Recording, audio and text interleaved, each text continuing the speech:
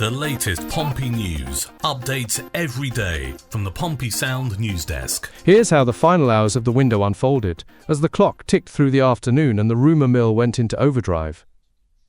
At 2 p.m, Football League World were claiming an exclusive that Portsmouth were in advanced talks to sign Luton Town forward Jacob Brown. They said that Barnsley had been favourites to sign him, but that he reportedly found a move to the Championship more attractive. The 27-year-old forward had only managed 7 goals in 60 games in Bedfordshire, but was returning to full fitness and hungry to prosper. The rumour was being repeated in Luton, and also in Portsmouth by the News. As 2 p.m. passed, the rumour persisted that Pompey's pursuit of Dundee's Luke Graham was still alive, and that Pompey had increased their offer to more than £1 million, with Dundee risking a rift between the owners and the manager, with the owners seemingly interested in boosting their bank balance, and the manager desperate to keep as many of his quality players as possible. Also at 2 o'clock there was no further news on the gossip that Moneybags Wrexham were planning a last-minute swoop for Terry Devlin, jangling their trouser pockets with a sum of money which for them is loose change, namely £2 million. So at 2 p.m, with just 5 hours to go, there are no less than 7 players connected with Pompey one way or another, whose futures are up in the air. Now, we were told by management that it was probably going to go down to the wire, and it really is going down to the wire, middle of the afternoon, and there are no announcements about Luke Graham, Jacob Brown, Callum Lang, Terry Devlin, Gustavo Caballero, Jacob Farrell and Luke LaRue. And at the beginning of the transfer window, it was expressed in a number of places, and I believe John Messino is somebody who also suggested this, that such was our need with such a set of injuries that we better get busy in the transfer window if we're going to do well in January, and we've got some important games in January. Well, we got kind of busy, but not as busy as we're going to be in the last few hours of this transfer window. There are 7 telephone lines that are too hot to touch at the moment at Fratton Park, dealing with all these various negotiations. But in the month of January, started off really badly with a defeat 5-0 to Bristol. And did we panic? We did not panic. And we went unbeaten in the remaining 4 games of January, getting 3 points against Sheff Wednesday, getting a point against Watford, getting a point from that lot up the road, and getting 3 fantastic points. Should have been 4 or 5, really. We played that well against West Brom. So, what do we know? We know at 2 o'clock in the afternoon that there is lots of frantic activity going on, but we're probably not going to hear anything concrete until around about 7, or maybe even later, which is very frustrating, because Pompey fans are spending the whole afternoon on our phones, aren't you? By 3 p.m, with just 4 hours left of the window, the announcement that Gustavo Caballero had signed from Santos was not merely hoped for and predicted, but expected, yet still hadn't happened. The rumour appeared so strong, fortified by a phone photo of the Santos winger-cum-striker enjoying a cup of coffee in an out-of-town diner near Fratton Park, that many fans were under the illusion they had already seen him in a blue shirt sitting at the usual desk, signing the usual contract, with the usual "I'm so glad to be at Portsmouth" smile, and the usual upside-down pen. 3 p.m. came and went, and in addition to the radio silence about Caballero, there was no official announcement about the futures of Jacob Farrell and Luke LaRue, both of whom are thought to be poised to pack a Samsonite if a deal can be done to send them out on loan. As the clock passed 3 p.m, there was likewise nothing announced about Callum Lang and Preston, and no updates on either Luke Graham or Jacob Brown. As for Terry Devlin and Wrexham, again, sweet nothing. The middle of the afternoon of the end of the January transfer window. One poet referred to it as the hollow of the afternoon, and Jean-Paul Sartre said 3 o'clock. It's too late for anything and too early for anything. It's a good remark. So Caballero, one supposes that his arrival is the clearest indication there could be that a deal is close to being done to release Callum Lang, who wants to go. But we can't let him go until we get the right amount of money for him, and we can't really let him go unless we can get decent cover. And Caballero is something of a somebody. He plays for Santos, which are the most successful Brazilian football club of all time. And he has made a number of appearances as a starting player, but he hasn't managed to hold down a first-team place with any regularity. 12 appearances so far this season, I think, and 1 goal. Makes him a somebody, something of a somebody, but affordable. It could be that we are going to be offering Santos, who, by the way, are a bit cash-strapped, it's reported, so they need a boost, more or less the same amount of money that we'll get for Callum Lamb if and when that happens. It may have already happened, but the announcements have simply been delayed until after 7 o'clock. That's as the clock ticks past 3 p.m. As the clock ticked down towards the Monday evening 7 p.m. deadline, Pompey Sound took a look at the acquisitions who have been confirmed so far. Players have been brought in are 2 wingers, a central midfield defender, and a central defender who can also play at left back. One has been purchased at a cost reported to be in the region of £500,000. One signed as a free, having reached a mutual agreement with his parent club to leave. And 2 have come in on loan. They are all experienced professionals. 2 are 25-year-olds. The remaining 2 are aged 30. There is a curious feature in that they all share the letter A as the first letter of their surname. A meaningless coincidence, but an unusual one nonetheless.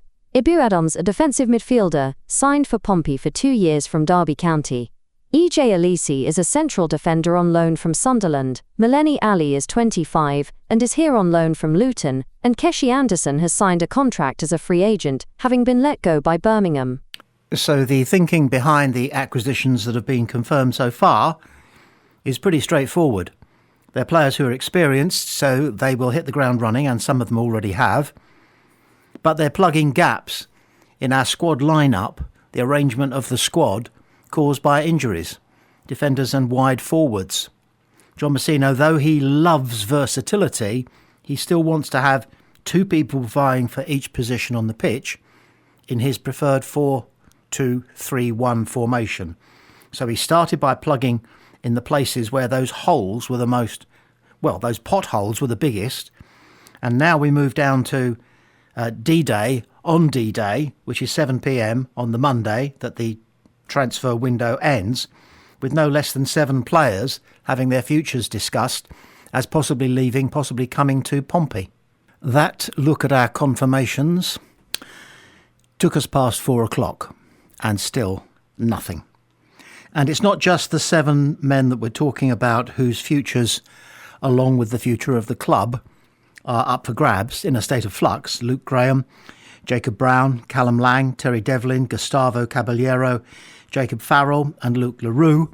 We mustn't forget Jordan Archer and Tom McIntyre, who I believe it's kind of certain are going to be released, are not going to be registered.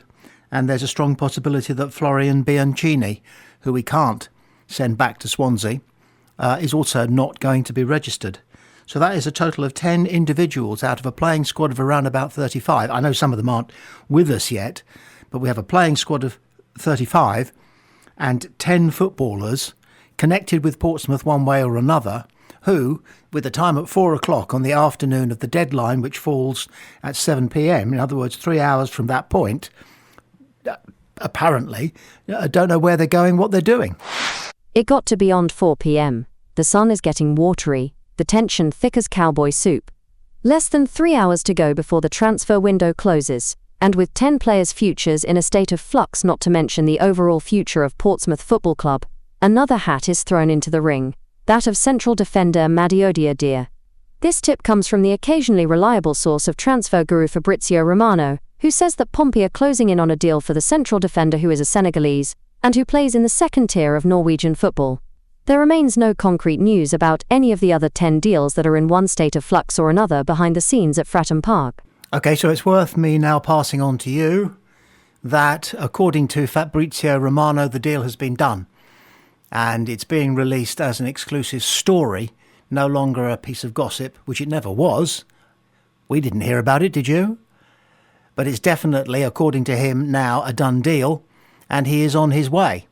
A Senegalese footballer who plays centre-back for FK Haugesund, and they bought him as an asset with a view to selling him on, which apparently is what they've managed to achieve, because they signed him up until 2028, making sure that they would get their money's worth once somebody came in for him. And if the story is to be believed, and there's been no official announcement yet, somebody has come in for him, it's Pompey. The clock struck 5. 2 hours of the transfer window remained, 120 minutes and counting. 5 p.m. came and went, and still not a peep out of Pompey, or any one of the 11 players whose names have been the subject of speculation, rumour, gossip, tickle-tattle, hearsay, and somewhere along the way genuine, honestly brokered negotiation.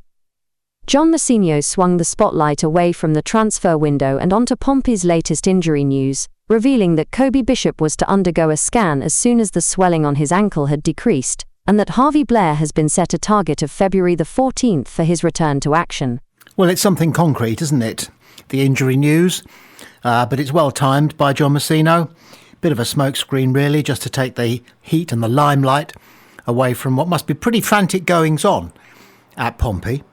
Even if some of these negotiations have already been finished and are over and done with, Callum Lang knows where he's going. Madio Dia knows where he's coming. Jacob Farrell and Luke LaRue might know where they're going. They might know that they're not going. All those things might be known. You can bet that a press release, a big press release, is already half written at Fratton Park, but there will be some things that are still uncertain. Are Wrexham going to come in with a £3, £4, £5 million bid for Terry Devlin?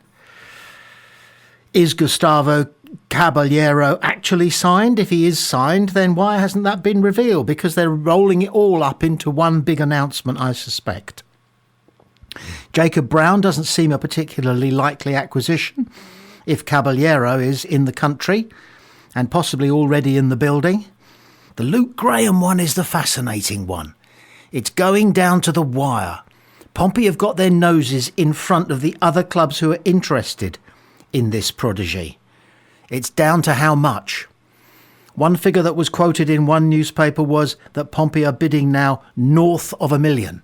The question is, how far north? How far north? Guildford? Barnsley? Reykjavik? No, not Reykjavik.